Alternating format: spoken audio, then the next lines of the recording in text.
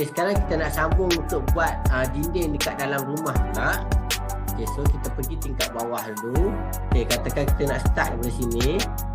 Okey, klik ni, tarik. Okey, straight je, siapkan yang ni dulu. Okey, buat satu persatu lah. Okey, untuk dinding ni, okey, klik kat sini. Tarik sampai ke sini. Okey, yang ni boleh klik sini.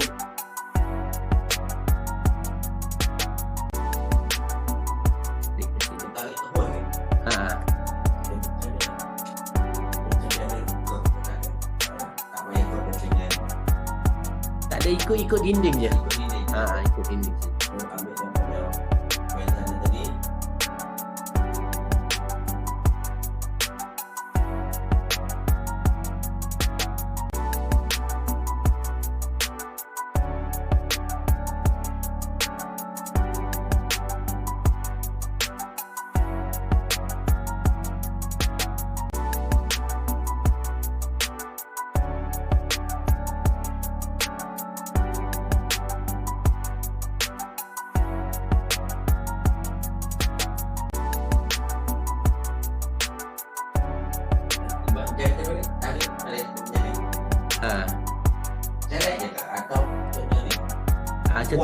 Wall ni, klik kan ni. Tarik je ke sini.